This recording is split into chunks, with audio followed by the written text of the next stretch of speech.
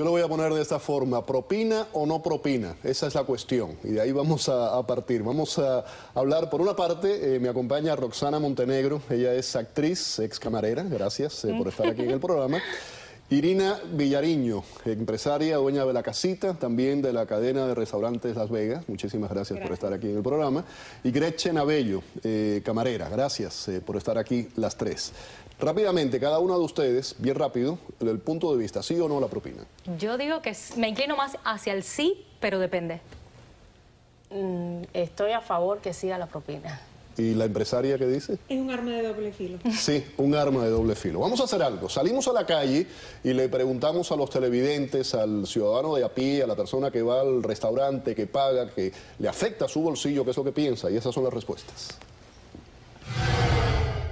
Yo pienso que no deben de quitarlo, que eso es sí, porque el salario de esa gente es muy bajo, entonces mayormente ellos casi viven de la propina. Uno no tiene que estar pensando que si dio poca o dio mucha propina, yo lo encuentro bien. Si no le dan propina, ¿de qué viven? Me imagino que eso puede ser...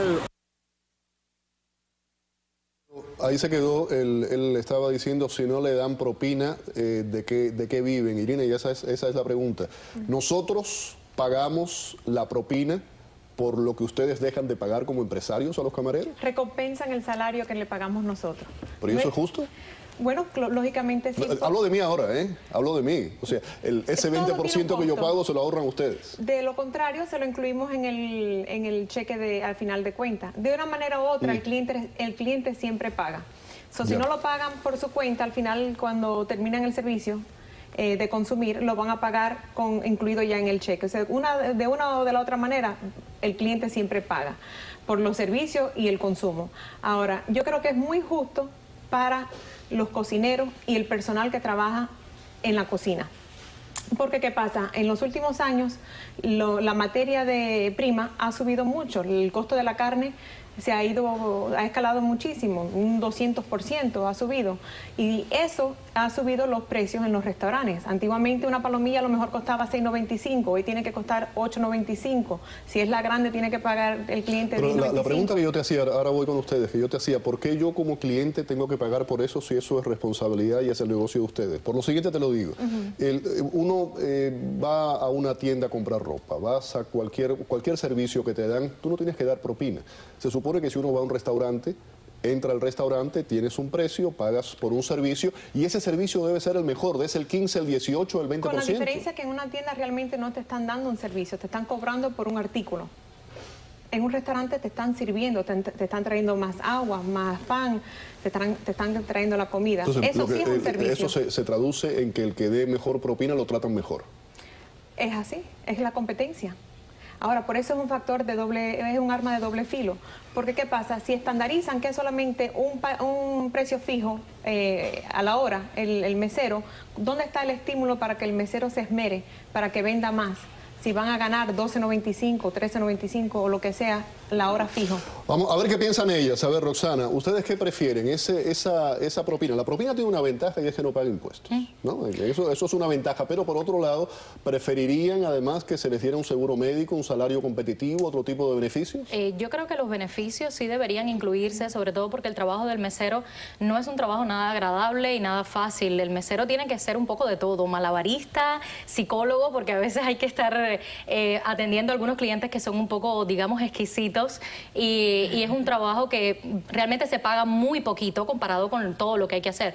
Pero si la cuestión es con respecto a los cocineros, o sea, en realidad la persona que tiene un servicio, yo como cliente, por ejemplo, que voy a un restaurante y dejo una propina, la propina no se la estoy dejando al cocinero, se la estoy dejando obviamente al mesero. ¿Por qué no aumentar el salario de los cocineros? Eso es un tema interesante. A ver, si me puedes explicar, ¿cómo se divide la propina? ¿En todos lugares es igual o depende del restaurante? Bueno, más o menos en todos los restaurantes el camarero coge la propina y al final del día se saca el 15% para el busboy, para el runner, depende del servicio que te presten. O sea, ¿se pone toda la propina junta? No, es individual. La propina siempre, en la mayoría de los restaurantes, es individual, el camarero.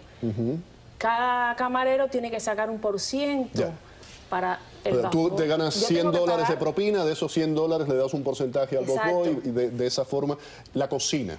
Yo conozco, por ejemplo, y hablando de la calidad, yo conozco una persona que es chef, trabaja en el Fontainebleau, era chef en el Fontainebleau y decidió irse a trabajar de camarera porque ganaba más dinero. Sí. Sí, y porque en los últimos años se ha más de duplicado el pago mínimo a los meseros. Sin embargo, el minimum wage, el pago mínimo, no se ha duplicado.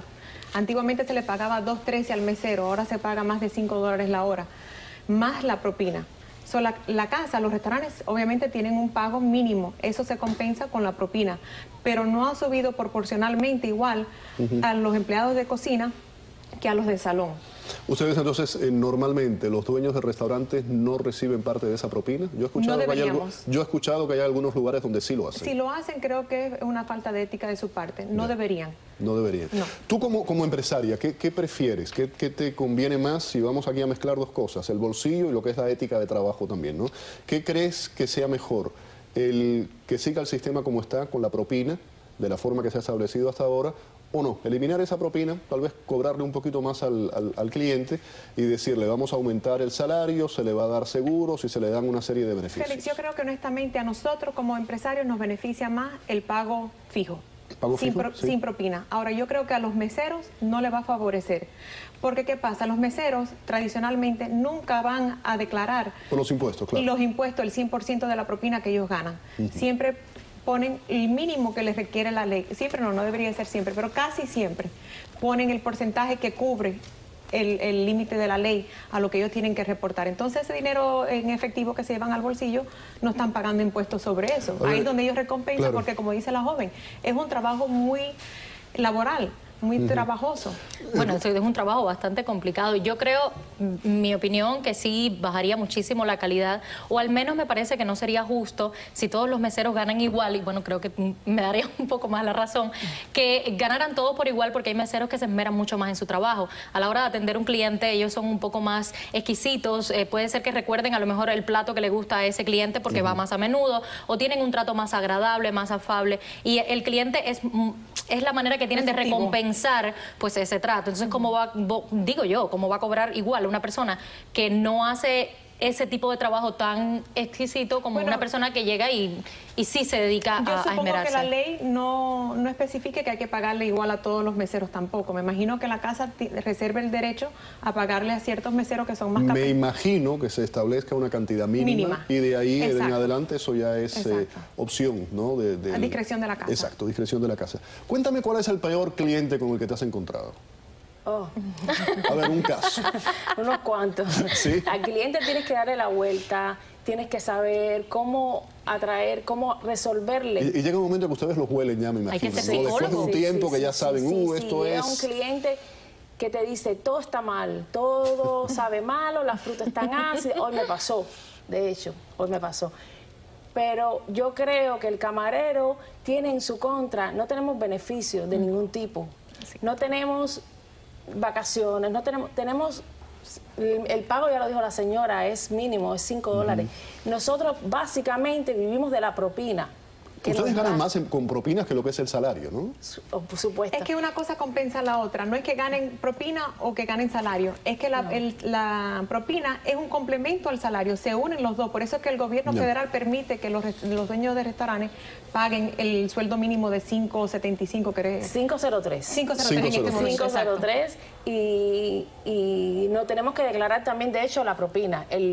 Por la ley creo que es el 8 o el 10%. El 8. A ver, Roxana, cuéntame, el peor cliente que has tenido, ¿cuál es? Bueno, yo te voy a decir, hay muchas veces que, por ejemplo, tocaban lo que le llaman los famosos parties, que son más de 6 clientes en una mesa, y uno normalmente dice, bueno, esto a veces trae la propina incluida, pero hay veces que no la trae incluida, entonces uno tiene muchas más personas que atender al mismo tiempo, y uno se esmera, y si puede sacar la guitarra y cantarle, pues uno les canta, les baila, les hace cuentos, chistes, porque como ella decía, hay que ser psicólogo, porque entonces a esa hora hay que tratar a cada uno de una manera diferente, porque todos no son iguales. A veces nos convertimos hasta en confesionarios, porque hay que escucharle a todo el mundo. ¿El hombre o la mujer? Eso, mira, no depende, porque si el hombre de repente se pone a coquetear con una... ¿El hombre sirve de algo o no sirve de nada? De repente el hombre se pone a coquetear con una como mujer, ya la mujer se pone celosa y le dice, guarda la billetera y no das ni un peso de propina.